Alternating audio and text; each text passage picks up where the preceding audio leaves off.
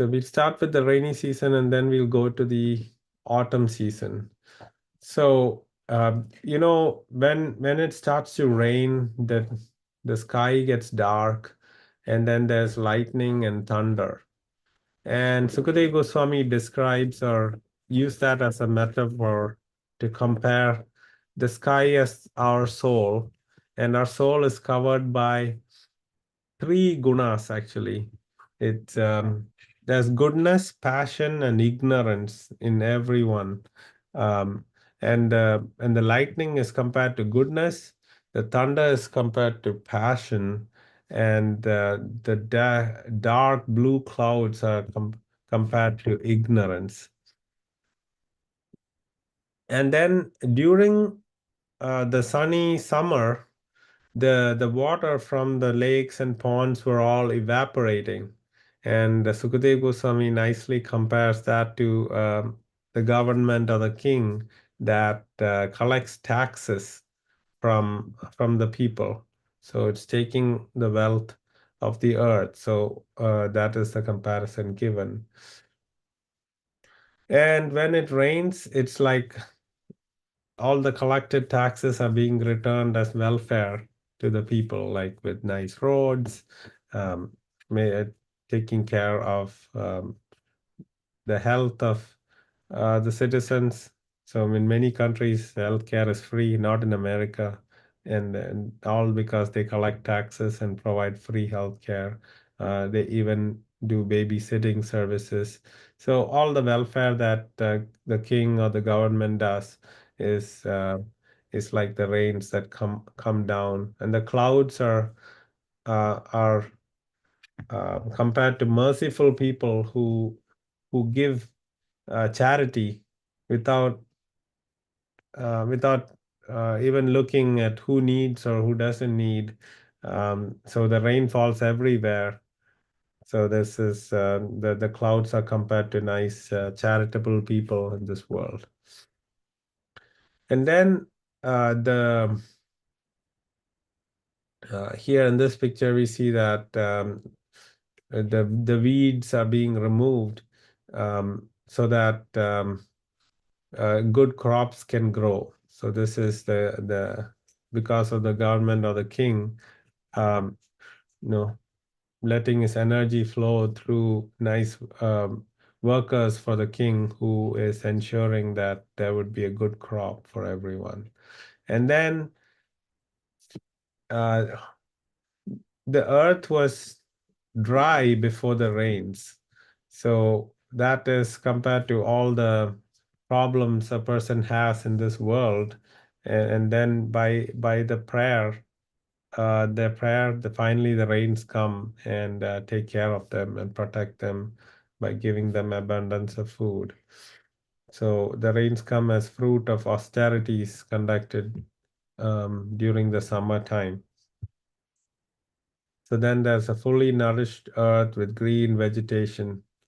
So it's just the rain. Like, how many of us have seen the rain and we don't know, think about all these comparisons and nice analogies that always remind us about Krishna. So the evening darkness is described as Kali Yuga, because this time that we are in is the yuga of ignorance and quarrel and hypocrisy. So there are fireflies are glowworms that shine in the dark, and everybody thinks that is the best thing. So we have so many pseudo gurus and people teaching their own philosophies, and many people believe in that and fall for those falsehoods. So that is compared to these fireflies in the dark. And uh, f- these bogus gurus, they don't even know the Vedas or Bhagavad Gita or Srimad Bhagavatam. They just push their own theories, and there are many people who believe in that. Um, so so so, in the monsoon season, sometimes the clouds are clear and the moon and the sun and the stars become visible, and not like the fireflies uh, that can only light up a little bit, and that too not for too long. But because of the nice chanting by the devotees, they can see the real a person's real guru. So, and then um, the frogs that croak in the rains are compared to those devotees who learn mantras and then chant them after learning them. So it's just like when it's raining, the frogs are very happy and they're croak. They're making the sound of happiness, and they are compared to these boys, Brahmana boys, or they are reciting mantras.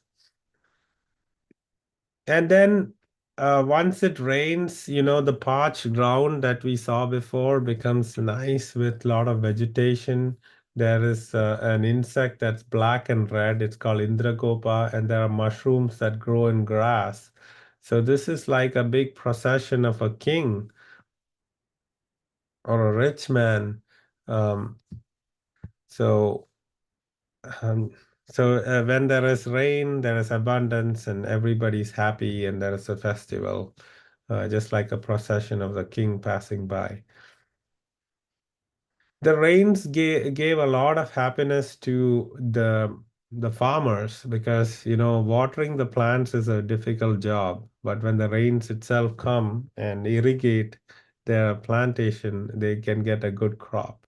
But there are other proud people, like those who are not farmers and very rich, who can buy anything they want. For them the rain is an inconvenience, because the rain is just wetting their clothes. They don't really care about how the rain is helping the farmers. It's just a nuisance for them.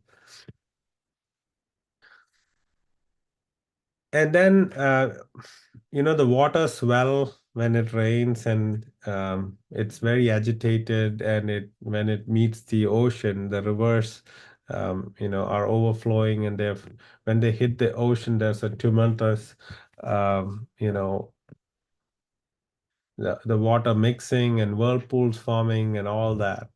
And that is compared to the agitation in the mind of a new devotee, because they're always thinking, hey, should I uh, go go and enjoy myself, or should I hear and learn about God? So that agitation is always happening in the mind. All of you wonderful devotees have decided to spend your time to learn about Krishna. But others, they probably thought, hey, it's just a waste of time. Let me just go watch some TV or some serials. So those kind of um, agitations are happening in the mind is compared to this water mixing. Yeah. But then there are others who are very steadfast. They remain peaceful even in danger. So when the rains come, the mountains don't move. They're very peaceful, and the rains actually clean the mountains. All the dust is removed, and it's very nice. Yes, Navishiji has a question. I don't exactly have a question, but what I wanted to say was what you just said right now. That was actually what I was thinking because I couldn't attend my class and I was so tired. And I was just like, let me just read a book and I'm not going to attend Bhagavad. But then I was like, no, I want to learn more about that. That I was exactly what I was thinking. Yes, yes. See, Krishna made you come and attend so that you can hear about him. So that's very nice. Thank you for sharing that and being honest.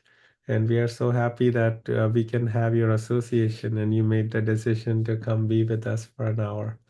Okay.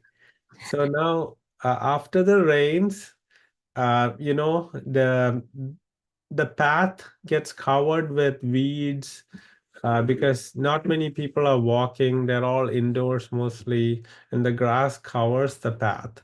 And this is what happens when everybody is not following the nice rules of how to worship the Lord from the Bhagavad Gita and Srimad Bhagavatam. So this gets covered, and it's difficult to make out what is the right path we should take to reach Krishna. So that is compared to these weeds growing. And then the rainbow that comes up in the sky during the monsoon, it's it's compared to Krishna, who is like a bow without a string. A bow can be bent only when you pull the string back, but Krishna is Swayam Bhagavan. He is Samam Bonam. He's the cause of all causes. He doesn't need a string to hold the rainbow together. The rainbow appears by itself. So it just shows that the Lord is independent of all material conditions and rules. Okay. And then the moon is covered by clouds sometimes, and living entities are it's compared to the living entities who are covered by false ego. They think they are the greatest, and nobody else matters. And all those thoughts um, are like the clouds covering the moon. The peacocks are dancing in the rain. So this is compared to when a nice devotee visits your home, the householders are very happy so that they can learn something from the devotees of the Lord. And then the flood waters that breaks the little embankments created by the farmers is compared to atheistic thinking that floods the world and then covers out all the rules and regulations. So such nice comparisons and description of of the rainy season in Vrindavan. And after the rainy season comes the autumn season in Vrindavan. So the lotuses regenerate um, and the waters get purified because they're sitting for a while. They're not agitated by all the rain and the flooding. So since the water is sitting, all the dust and impurities settle down, and the water becomes clear, and these nice water lilies and lotuses are blooming, and all the clouds have disappeared now that there's no rain, and um, so the animals are free to come out. The earth looks very clean after the rain, and it's not muddy anymore because there's no puddles of water um, to make it muddy. It's dried up. So it's compared to devotional service that frees up all spiritual orders from their trouble. So Brahmana, Kshatriya, Vaishya, Shudra, all the different classes, and and the brahmachari, grihastha, vanaprasthi, and sannyasi, all of them are nourished by devotional service. Now there are some fish who still hang out in the shallow ponds. So, in the rainy season, many places gets water, and there's a big stream, and some fish they don't want to flow with the stream. They form a home in a little puddle, not knowing that in the autumn time, the water will get dry. So if you don't follow with the river and reach the ocean, you're going to die without water. But these foolish fishes, they just stay where they are. And I have seen myself, um, these fishes come, they just make a little colony in a little puddle, but then the water dries, and then they die without water. So um, so these fishes are compared to the foolish people of this world who who are just calling this world their home and only thinking about their body and their current situation. They're not thinking about the long-term goal of going back home, back to Godhead. So getting stuck in this material world, they are not moving forward. Yes. So they're compared to misers absorbed in family lives, and they suffer because they made the wrong choice. And then now the farmers erect strong mud banks, and the waters are not overflowing. And so this is what the yogis are bringing their senses under strict control to check their consciousness and from flowing out through the uh, agitated senses. So during the rainfall, the all the bad propensities were flooding over the boundaries that they constructed. But in the dry time, they're making their boundaries stronger so that they don't trespass their their beliefs and their resolutions. And in the autumn, the clouds, so there's less clouds, so there's a clear and starry autumn sky. This represents the pure heart of a devotee with no impurities. And the autumn time is time for a lot of festivals. So there's different harvest festivals and all that happening. The merchants come out so that since it's not raining, more people are coming out to buy their merchandise. So they're all coming out. There are sages who were, in one place. They are all coming out to travel in the autumn time. The king is coming out in a big procession in the autumn time, and so does the sannyasis and brahmacharis. They come out to spread the name and word about the Lord to everyone so that they can get some respite from all the suffering when they think of only about themselves and not think about God. So this is a nice description of the autumn and the monsoon season in Vrindavan. And then Sukadev Goswami goes into the chapter. The next chapter, the chapter 21, is Venu Gita. Venu is Krishna's flute, and Gita is the song. So Venu Gita is nothing but the narration about Krishna's beautiful appearance and his playing the flute, and how the gopis are so mesmerized by this wonderful Leela of the Lord. No, Krishna has three kinds of flutes. One is called Murali, one is called Vamshi, and one is called Venu. So it depends on the length of the flute that it's named appropriately, and that's why it's called Venu Gita. So the first six verses in this chapter 21 describes about how Krishna enters the forest, and 7 through 19 is the Venu Gita, where the gopis are describing about Krishna's flute playing. So we'll just go through each one of them because it nicely describes our Supreme Lord and our most beloved Krishna. So Krishna enters the Vrindavan forest playing the flute.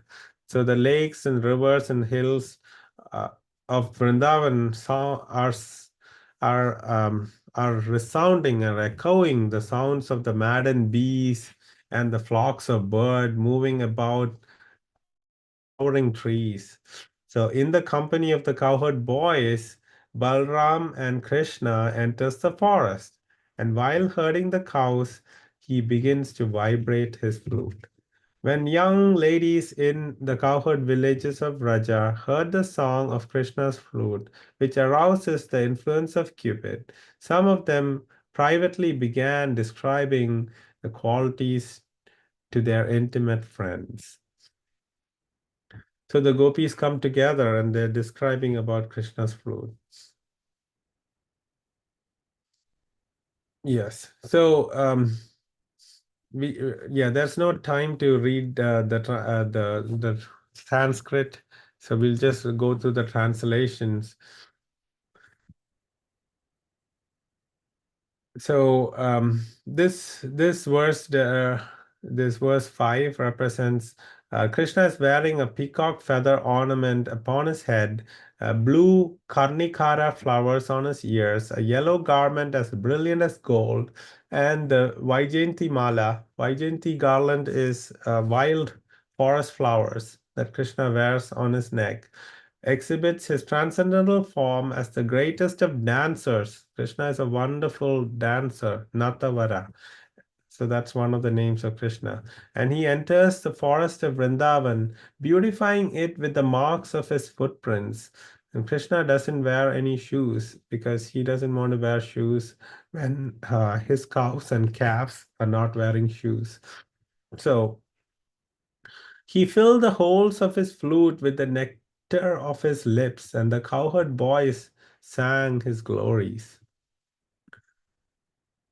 So the cowherd girls said, they're all together, they're talking about Krishna. Oh, friends, those eyes that see the beautiful face of the sons of Maharaj Nanda are certainly fortunate, as these two sons enters the forest surrounded by their friends, driving the cows before them. They hold their flutes to their mouths and place and glances lovingly upon the residents of Vrindavan. For those who have eyes, we think there is no greater object of vision. We see how gopis, they're just cherishing the sight of Krishna going with the cows. And they're mentioning Balramji also here, but they're actually out of not just talking about Krishna, they're mentioning Balramji, but they're all focused on Krishna actually. Dressed in a charming variety of garments upon which their garlands rest, and decorating themselves with peacock feathers, lotus lilies, newly grown mango sprouts, and clusters of flower buds, Krishna and Balram shine forth magnificently among the assembly of cowherd boys. They look just like the best of dancers appearing on a dramatic stage, and sometimes they sing.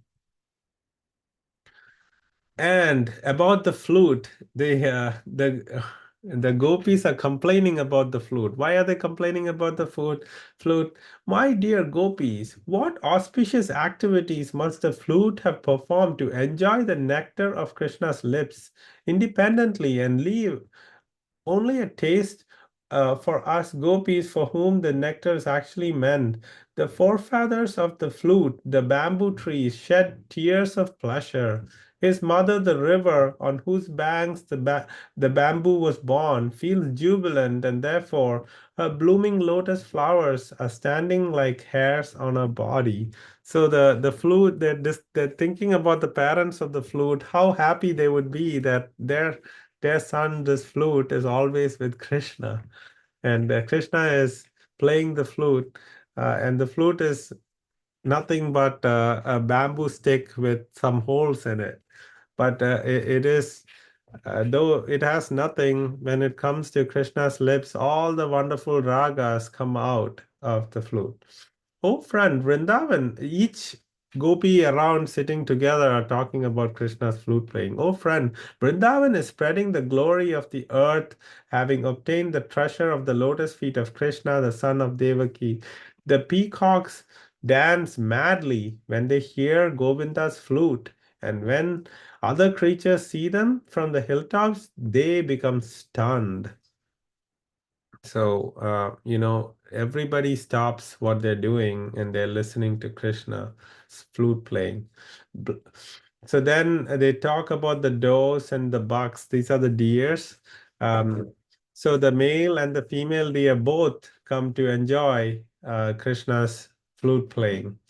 Unlike the gopis, they're stopped by if they have husbands, they're stopped by their husbands or their household stop them. But these deer, both male and female, they come and they are just stopping to listen. Krishna's beauty and character creates a festival for all women. Indeed, when the demigods' wives flying in the airplanes with their husband catch sight of him and hears resonant flute songs, their hearts are shaken by Cupid and they become so bewildered that the flowers fall out of their hair and their bells loosen. So even they're talking about the heavenly damsels, they are able to hear the nice flute playing of Krishna. They're losing themselves when they hear Krishna's flute. So, using their upraised ears as vessels, the cow drinking the nectar of flute song flowing from Krishna's mouth. The calves, their mouthful of milk from their mother's moist nipples, stand still as they take Krishna Govinda within themselves through their tear-filled eyes and embrace him with their hearts. So even the little cows, the calves who are drinking milk from the cows, for them the milk is the most important thing. But they, don't even swallow the milk. They let the milk fall from their mouth when they hear the nice flute playing of Krishna. O mother in the forest, all the birds have risen into the. So all the birds are always very restless, right? They're always moving, pecking, but they even stop doing what they're doing and just listening to Krishna. And the rivers which are moving, they stop completely, and they just to hear Krishna. And with the little waves, they're offering the flowers that have fallen on them to Krishna's lotus feet. So a nice description of everything that's happening when Krishna is playing his beautiful flute. Yeah. So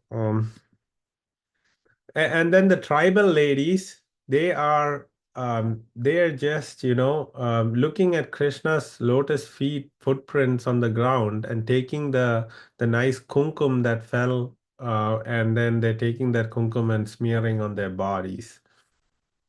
And Govardhan is the hill, and we'll learn about Govardhan Leela. So Sukadev Goswami is introducing Govardhan to us. Govardhan has nice soft grass where the cows graze on Govardhan Hill, and it has nice caves where Krishna and his friends can come and escape from the heat when it's hot and escape from the cold when it is cold, because the caves, always maintain the same temperature. So it is very nice that Govardhan serves the Lord very well. Okay. And then, um, so Krishna and Balram, they carry the ropes and bind the cow's rear legs at the time of milking. When Lord Krishna plays the flute, the sweet music causes moving living entities to become stunned and non-moving trees to tremble with ecstasy. So those who are not moving moves, and those who are always moving, they get stunned. And the gopis were absorbed in such discussion of Krishna, because the gopis, they cannot, they don't have the opportunity to be with Krishna during the day, because Krishna goes with his friends to the forest to graze the cows, and they have to wait till the evening to see Krishna. Okay, with the interest of time, we are going to quickly move through these last few slides before we go to the Kahoot. So this is the next pastime where Krishna steals the gopis' clothes. So what happened was, during this month of Margashisha, it's during the autumn time, it's cold. The gopi girls, the young gopi girls, decided that they would always they would take a vrata, or a worship, Kartiyani. Kartiyani is Devi, and they're worshiping Devi so that they can get Krishna as their husband.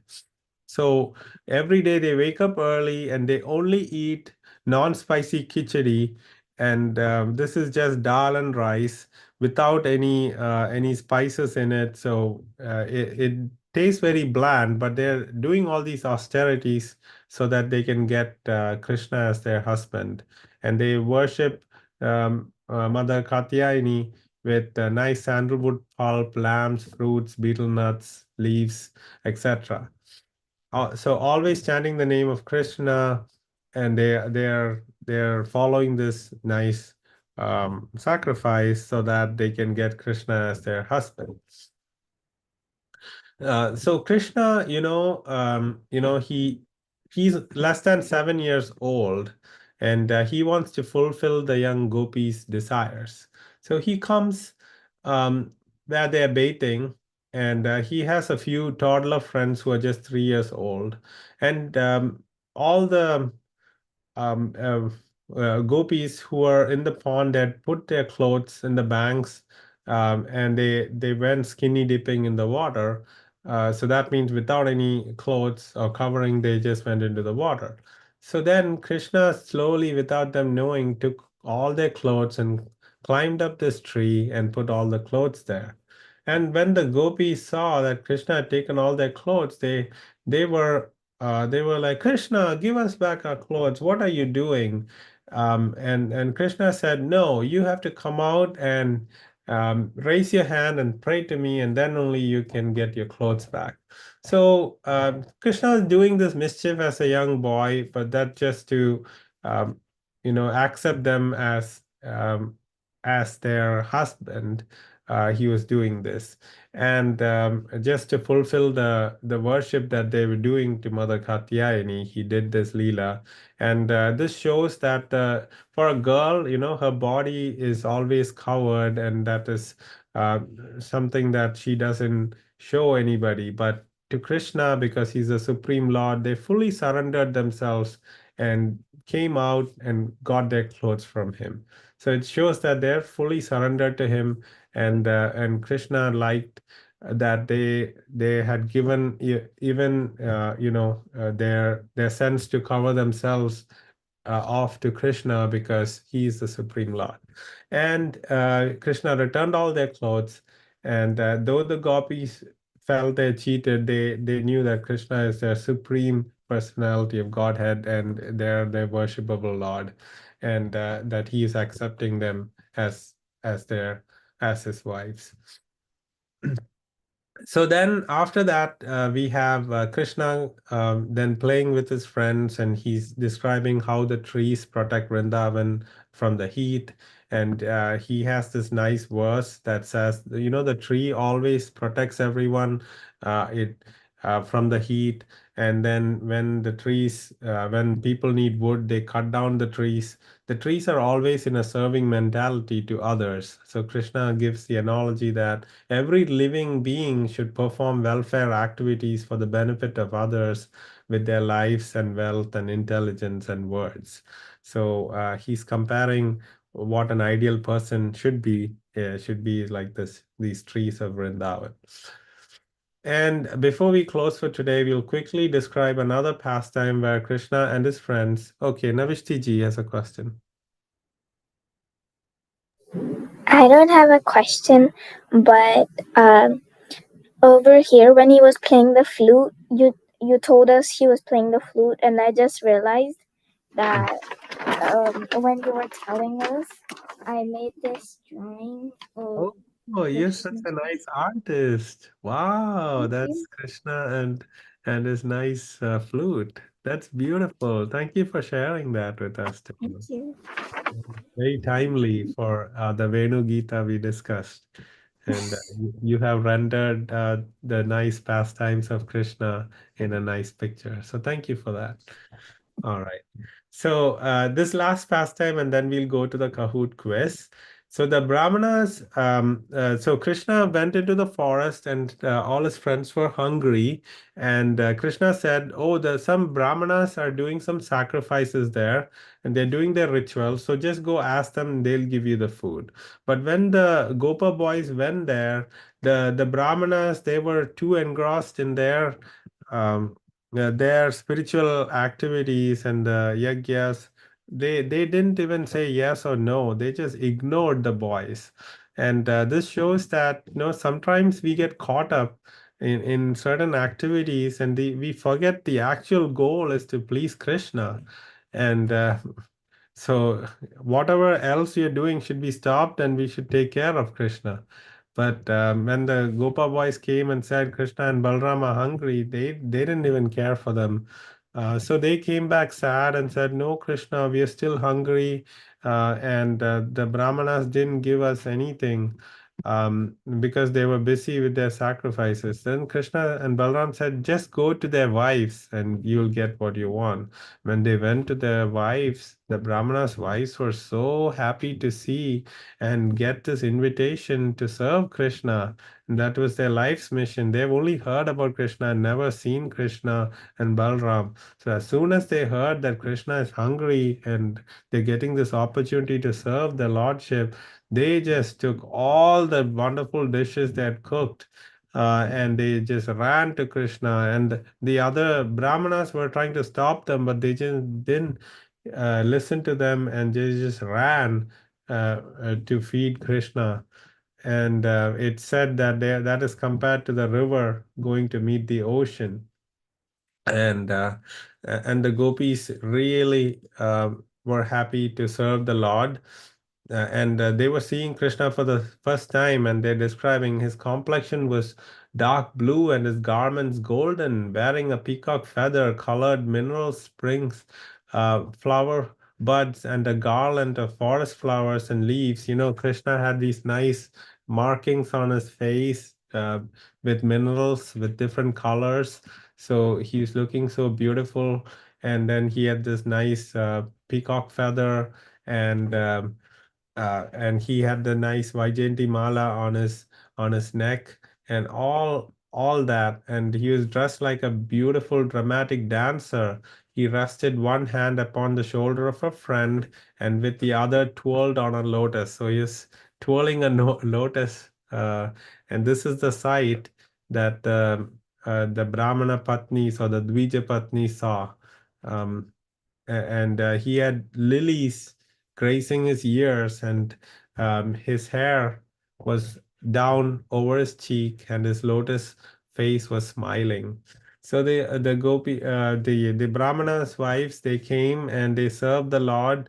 And then the Lord said, oh, thank you so much for bringing all this for me. Now it's time for you to go, because your husbands and your work is waiting there. And they said, no, we don't want to go back, Krishna. We just want to be here and meditate and worship you.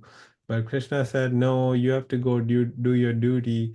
And the they and then Krishna said, even if you're there, you can think about me and worship me. So you should all go. And they said, no, what if our husbands don't accept us back because we didn't listen to them, and we just came here? And Krishna said, don't worry, they will not stop you from returning. And when they returned, the brahmanas, they were full of remorse that they didn't listen to the Krishna's need and go serve them. And then but their wives were able to. And then even after that realization, they did not come to see Krishna. They were afraid that Kamsa would know that they came to see Krishna. So we see how the simple wives of the Brahmanas were more exalted and greater devotees than the husbands who were very learned and knew many mantras and tantras and different rituals. But when the Lord wanted, they did not come to help the Lord. Okay, so we are ready to do the Kahoot. We are a few minutes over. Can everybody stay for a few minutes? There are only 12 questions. Yes, I can stay.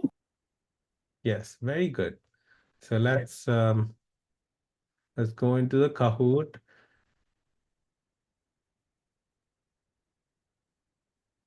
The pin for today is 1643319.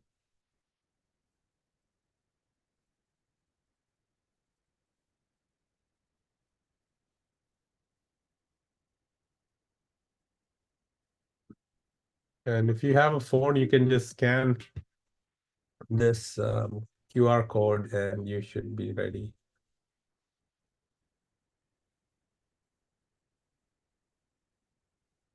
Okay. Nitin ji, Navishti ji, Meenakshi ji have all joined.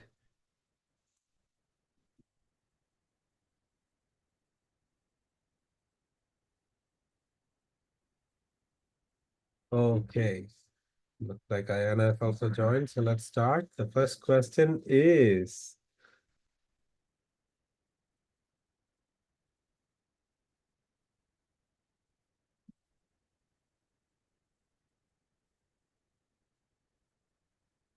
who did the elder Gopas and Gopis conclude when the boys narrated how Krishna and Balram protected them from fire and pralamba? So I didn't mention this in class, but you can guess. Krishna and Balrams are magicians. Krishna and Balrams are devatas. Krishna and Balrams are tricksters. Krishna and Balram are imposters. Yes, so they thought Krishna and Balram were demigods who were able to kill these vicious demons like Pralambasura and stop the forest fire.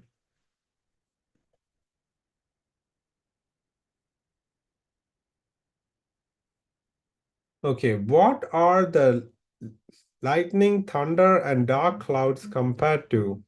Three gunas, sattva, rajas, tamas. Three kleshas, adi devik, adhyatmik, adi bhautik. Three avatars, Brahma, Vishnu, Shiva.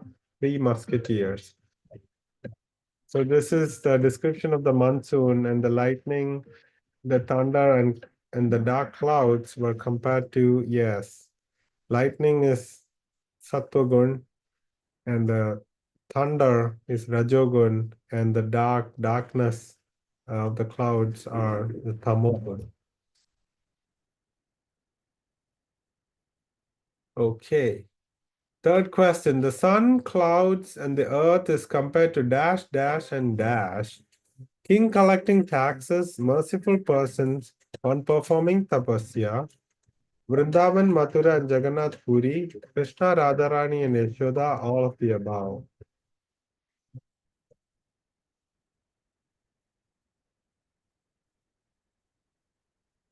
Yes.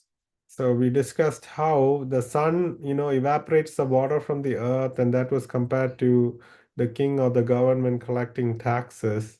And the cloud is like the merciful people giving back to the community in the form of rain. And then the earth, because it was parched, and it is compared to a person performing tapasya for a better situation. Yes.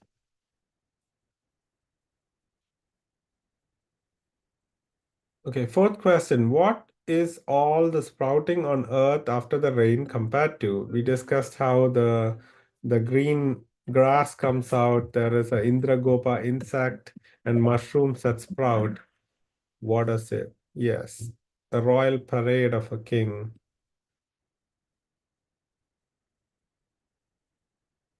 Okay, what is the agitation of the river meeting the sea compared to? It should be a CA. Power of Krishna, mind of an immature yogi, electricity, a water fountain. Yes. So some yogis, they get agitated because they have multiple thoughts in their mind, and that's compared to the river water meeting the sea.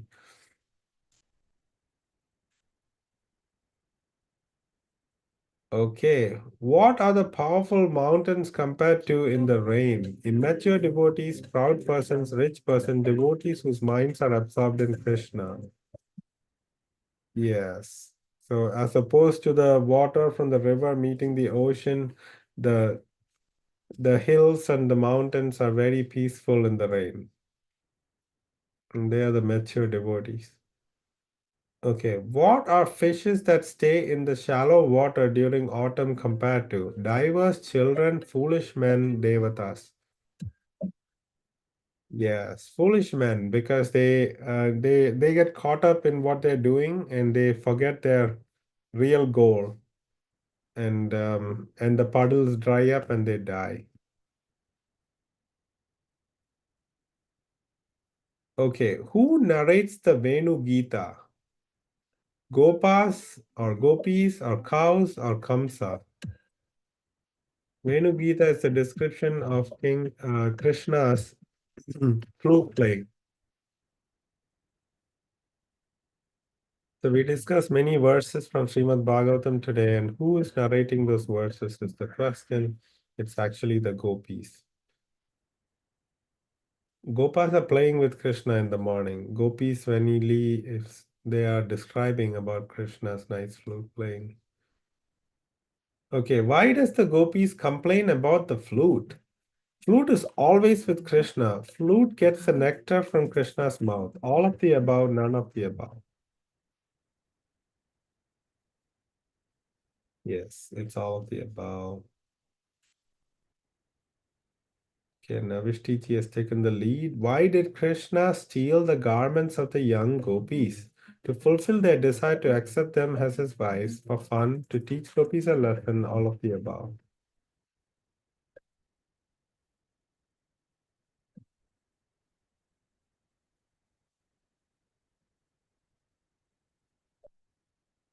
Yes. So this is to fulfill their desires to accept them as his wives.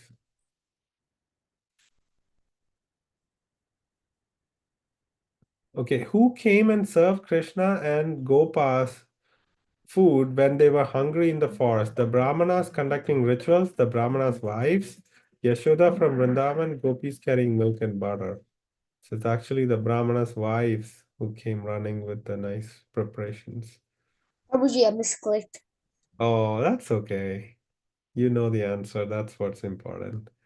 Okay, last question for today.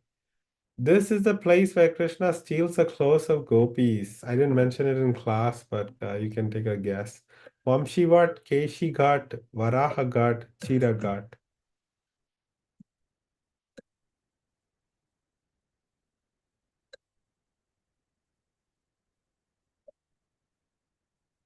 Yes, Chira Ghat was the right answer. That was a tough one. Didn't change. So third place goes to Meenakshi ji. Second place goes to Krishna devotee, and first place goes to Navishti ji. Very good. Congratulations to everyone. Nitin ji, you are also a champion. So, Krishna Prabhuji. uh,